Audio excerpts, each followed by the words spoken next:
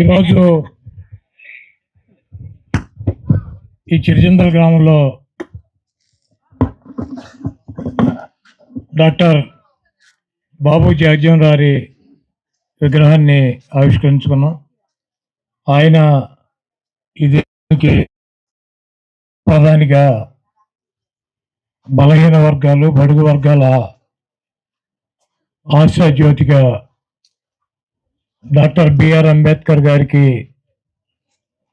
సమకాలికలుగా అనేక సంస్కరణలు తీసుకొచ్చి అట్టడుగా ఉన్నటువంటి వర్గాలని పైకి తీసుకురావాలని చెప్పి ఆయన జీవితాన్ని దారపోసినటువంటి వ్యక్తి డాక్టర్ బాబు జగజ్జీవన్ రావు. ఆయన విగ్రహాన్ని ఈ గ్రామంలో పెట్టుకోవటం మంచి పరిణామం. ఈ విగ్రహ ఏర్పాటు చేసినటువంటి ఈ గ్రామంలో ఉన్నటువంటి పెద్దలకి, అదేవిధంగా ఈ గ్రామాన్ని విచ్చేసి మన బాపట్ల పార్లమెంటు సభ్యులు నందిగాం సురేష్ గారు ఆయన చేతుల మీదుగా ఈ విగ్రహాన్ని ఆవిష్కరించడం చాలా శుభదినం. ఈ విగ్రహ కార్యక్రమానికి విచ్చేసినటువంటి సురేష్ గారికి, ఇక్కడ విచ్చేసినటువంటి గ్రామ పెద్దలకి, మహిళా తల్లులకి అందరికీ ముందుగా నా హృదయపూర్వక నమస్కారాలు. ఈరోజు ఇంకొక 40 రోజుల్లో ఈ రాష్ట్రంలో ఎన్నికలు పూర్తవుతున్నాయి. జగన్మోహన్ రెడ్డి గారు 5 సంవత్సరాలు ముఖ్యమంత్రిగా పిల్లల చదువులు కానించి, పేద ప్రజల ఆరోగ్య సమస్యలు కానించి, పేద ప్రజలకి ఇళ్ళు స్థలాలు ఇచ్చి ఇళ్ళు నిర్మించేటువంటి కార్యక్రమం, అదేవిధంగా అనేక సంక్షేమ కార్యక్రమాల ద్వారా ఇచ్చినటువంటి మాటను నిలబెట్టుకుని అనేక సంక్షేమ కార్యక్రమాలని పేద ప్రజలకి ఆర్థిక సహాయం చేసినటువంటి వ్యక్తి. అదేవిధంగా ఈ కృష్ణా జిల్లాలో పోర్టు నిర్మాణం, మెడికల్ కాలేజీ, అనేక సచివాలయాలని ఏర్పాటు చేసి ప్రభుత్వం అందించాల్సినటువంటి ప్రతి కార్యక్రమాన్ని ప్రజలకి అండగా ఉండాలంటే సచివాలయ వ్యవస్థ ఉండాలని చెప్పి ప్రతి గ్రామంలోనూ సచివాలయం నెలకొల్పటం, 10 మందిని ఎంప్లాయీస్, గవర్నమెంట్ ఎంప్లాయీస్ని తీసుకోవటం, వాలంటీర్లను పెట్టి ప్రభుత్వం నుంచి అందాల్సినటువంటి ప్రతి కార్యక్రమాన్ని ప్రజలకు అందిస్తూ నా ఎస్సీ, నా ఎస్టీ, నా బీసీ, నా మైనార్టీ అని చెప్పి పదే పదే చెప్పేటువంటి ముఖ్యమంత్రిని జగన్మోహన్ రెడ్డి గారిని ఒంటరిని చేసి ఓడించాలని చెప్పి చంద్రబాబు, పవన్ కళ్యాణ్, బీజేపీ కూటమిగా ముందుకు వస్తున్నాయి. ఈరోజు మనం గమనించినట్లయితే చంద్రబాబు గత 14 సంవత్సరాలు ముఖ్యమంత్రిగా పనిచేసి అనేక వాగ్దానాలు చేసి ఏ వాగ్దాన్ని నెరవేర్చకుండా మరి ప్రజలను గాలికి వదిలేసినటువంటి వ్యక్తి చంద్రబాబు నాయుడు. మళ్ళీ ఇప్పుడు నేను అధికారంలోకి తీసుకొస్తే మీకు గ్యాస్ బండ్లు ఉచితంగా ఇస్తా, మీ మహిళలకి ఊరికిన డబ్బులు ఇస్తా, ఇవన్నీ మళ్ళీ చెప్తున్నాడు. మీరు గతంలో చూశారు, నిరుద్యోగ భృతి 3000 ఇస్తానని చెప్పాడు, 14లో ఇవ్వల. ఇంటింటికి ఉద్యోగం ఇస్తానని చెప్పాడు, ఇవ్వల. అదేవిధంగా డ్వాక్రా మహిళలకు రుణాలు మాఫీ చేస్తానని చెప్పాడు, చేయలా. రైతులకు ఉన్నటువంటి రుణాలన్నీ కూడా మాఫీ చేస్తానని చెప్పాడు, చేయలా. 3 సెంటు స్థలం ఇచ్చి ఇల్లు నిర్మాణం చేసి ఇచ్చేటువంటి బాధ్యత నాదని చెప్పాడు, ఎవరికి సెంటు స్థలం కూడా ఇచ్చినటువంటి దాఖలాలు లేవు.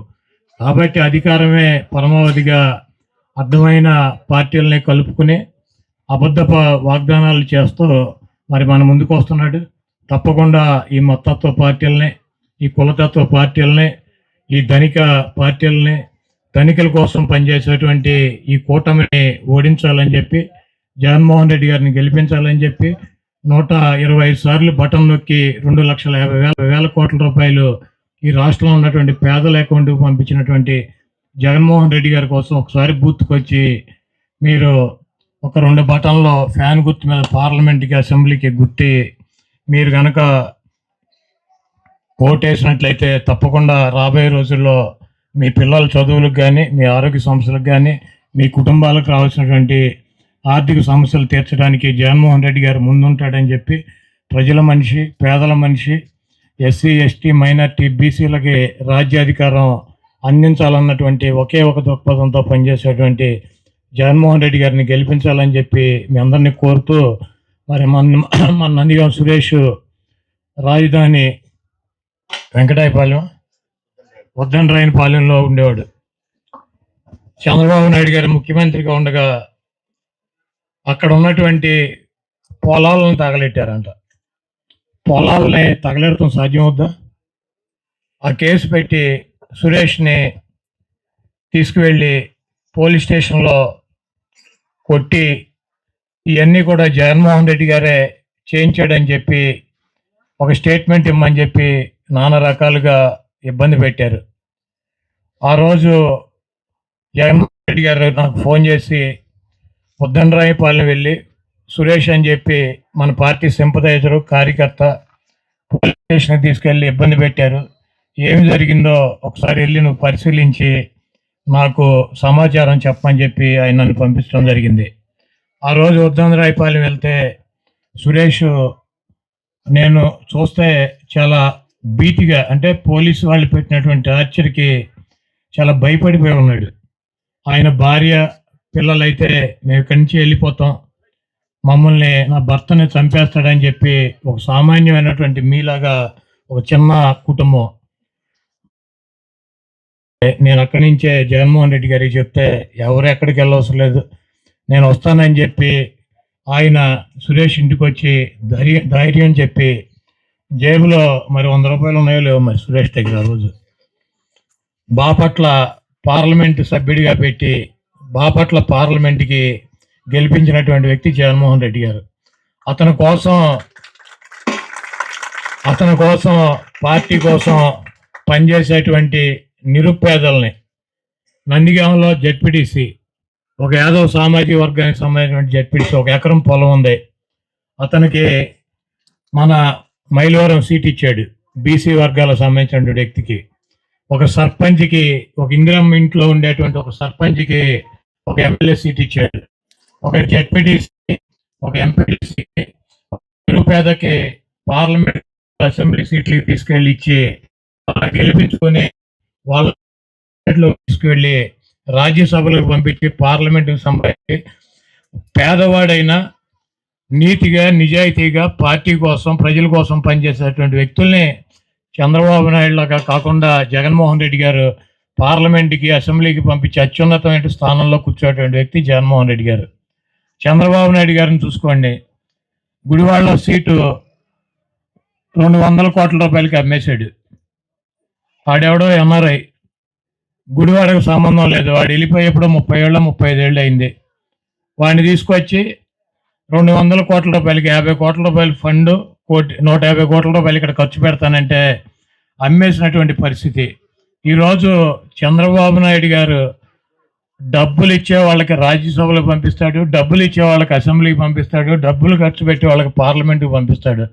సురేష్ లాంటి నిరుపేదల్ని, చిన్న కుటుంబాల్లో పుట్టినటువంటి వ్యక్తుల్ని పార్లమెంట్కి అసెంబ్లీకి మంత్రులుగా ఆయన క్యాబినెట్లోకి తీసుకుంటున్నటువంటి వ్యక్తి జగన్మోహన్ రెడ్డి గారు.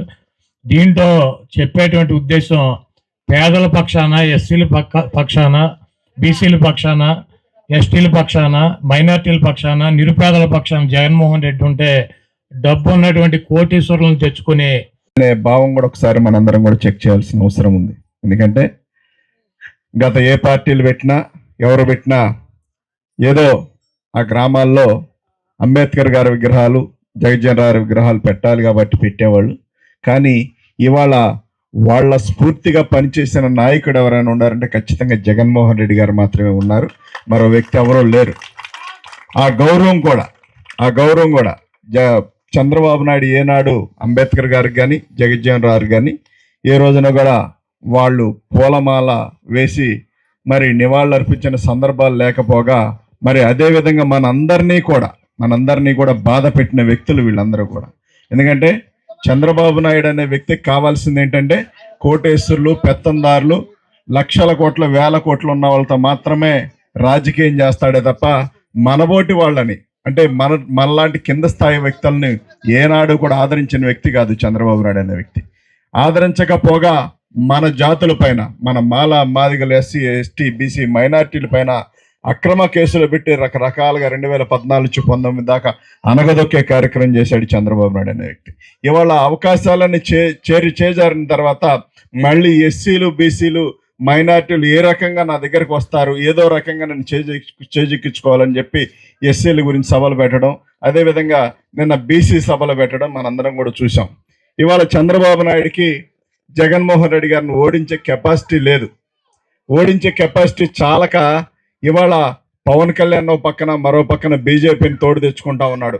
నిన్న చంద్రబాబు నాయుడు ఎమర్జెన్సీగా వెళ్ళిపోయి మరి ఢిల్లీకి వెళ్ళి రాత్రి ఎవరి కాళ్ళ మీద పడి ఏ రకంగా ఒప్పుకున్నారో మనకైతే తెలియదు, కానీ అక్కడికి వెళ్ళి బీజేపీ వాళ్ళు మాకు అవసరం లేదురా బాబు అని చెప్పి ఏ భారం ఎవరు పిలవనప్పుడు కూడా, ఎవరు తలవనప్పుడు కూడా పిలవను పేరడానికి వెళ్ళి వాళ్ళ గుమ్మాల దగ్గర పడిగాపులు కాసి మరి పొద్దున్నే చంద్రబాబు నాయుడు వెళ్తే సాయంత్రానికి పవన్ కళ్యాణ్ మరి బీజేపీలతో కాళ్ళ పడి ఏం చెప్తుంది ఆలోచన చేసి మన పిల్లలకి ఇంగ్లీష్ మీడియం నేర్పుతా ఉంటే చంద్రబాబు నాయుడు అనే వ్యక్తి వెళ్ళి మరి దానిపైన హైకోర్టులో కేసు వేసి ఆ ఇంగ్లీష్ మీడియం పేదవాళ్ళ పిల్లలు చదవడానికి వీల్లేదు కాబట్టి వాళ్ళు చదివితే ఎక్కడ పోటీ వస్తారో ఎప్పుడూ కూడా వాళ్ళు గొర్రెల్లాగా బతకాలని చెప్పి చంద్రబాబు నాయుడు ఆలోచన చేస్తారు. మాత్రం వాళ్ళందరూ నాతో పాటు సమానంగా ఉండాలని చెప్పి ఆలోచన చేస్తా ఉన్నాడు. నాడు నేడు కింద స్కూళ్ళు డెవలప్ చేసే విధానం కానివ్వండి, అవ్వాతాతలకు పెన్షన్ ఇచ్చే, మహిళ మరి ఆసరా, చేయూత, రకరకాల పథకాలు పెట్టి వాళ్ళందరినీ ఆదుకున్న మనందరం కూడా చూడదు. అదే ఈ రాష్ట్రంలో ఏ సమస్య వచ్చిందో నేనున్నా జగన్మోహన్ రెడ్డి గారు నేను మన కార్య మన పార్టీ వ్యక్తి ఒక పేదవాడు ఇబ్బంది పడతా ఉన్నాడు వెళ్ళి పరామర్శించి రమ్మంటే ఆ రోజు నాని అన్న వచ్చినప్పటికీ మాకు ఎట్లా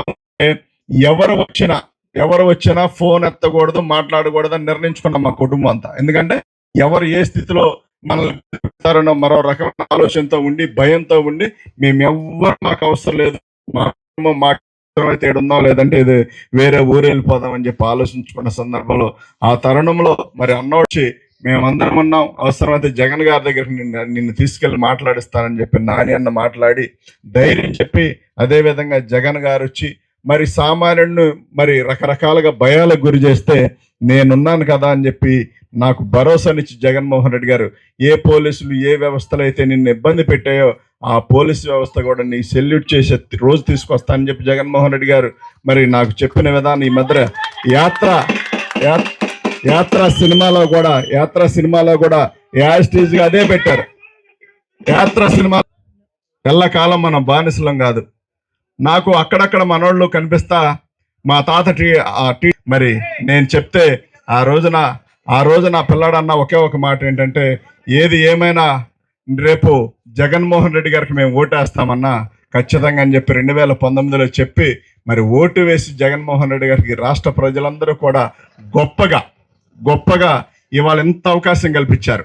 ఇవాళ ఇంత దమ్ముగా ఎస్సీలు, బీసీలు, మైనార్టీలు, ఎస్టీలు మరి ఇన్ని రకాలుగా మరి జగన్మోహన్ రెడ్డి గారికి సపోర్ట్ ఉంటే ఈయన్ని ఓడించే దమ్ము చాలక ఒకళ్ళు కాదు, ఇద్దరు కాదు, చంద్రబాబు నాయుడు, పవన్ కళ్యాణ్ అనే వ్యక్తి సర్వే చేయించుకుంటే వాళ్ళ సర్వే చేయించుకుంటేనే 125 సీట్లు వస్తా ఉన్నాయి కాబట్టి మీరు ఎట్టి పరిస్థితుల్లో గెలిచే పరిస్థితి లేదని చెప్పి మనకు అంతకుముందు పీకే అని ఆయన ఒక సర్వే చేసిన ఆయన మరి మనకు కూడా వాళ్ళకు కూడా ఈ మధ్య వాళ్ళతో కలిసి చెప్తే 125 సీట్లు అంటే మనం ఎన్ని అబద్ధాలైనా ఒక 5-6 సీట్లు తగ్గుతాయేమో కానీ ఏకంగా సీఎం ఖచ్చితంగా జగన్మోహన్ రెడ్డి గారు అవుతారు కాబట్టి మళ్ళీ ఏం చేయాలని చెప్పి బీజేపీ దగ్గరికి పరిగెత్తుకెళ్ళిపోయి కాళ్ళ వేళ్ళ పడి లెక్క వేయకపోయినప్పటికి కూడా మరో రకంగా మరి బీజేపీతో పొత్తు పెట్టుకొని మరి జగన్మోహన్ రెడ్డి గారిని ఓడించాలని చూస్తా ఉన్నారు. నేను అనేది ఏంటంటే వాళ్ళు జగన్మోహన్ రెడ్డి గారితో కాదు యుద్ధం చేసేది, మన జీవితాలతో, మన పిల్లల జీవితాలతో, మన కుటుంబాలతో యుద్ధం చేస్తా ఉన్నారు. ఎందుకంటే పేదవాడుగానే మిగిలిపోవాలి, వాళ్ళు ఎప్పుడూ కూడా పాచి పనులు చేసుకొని ఇళ్లలో పాచి పనులు చేసి మేము మిగిల్చిన భోజనం మాత్రం తీసుకెళ్లాలనే భావం ఉన్న వ్యక్తి చంద్రబాబు నాయుడు. మనకు ఒకసారి మీరు అందరూ కూడా పరిశీలించుకొని మనకు ఎవరు కావాలి, మనకు తోడుండే నాయకుడు కావాలా, మనల్ని కించపరిచే నాయకుడు కావాలా, ఒకసారి గమనించుకోవాలి. కాబట్టి మీరందరూ కూడా మంచి మనసుతో రేపు మంచి మనసుతో ఆలోచించి మీరందరూ కూడా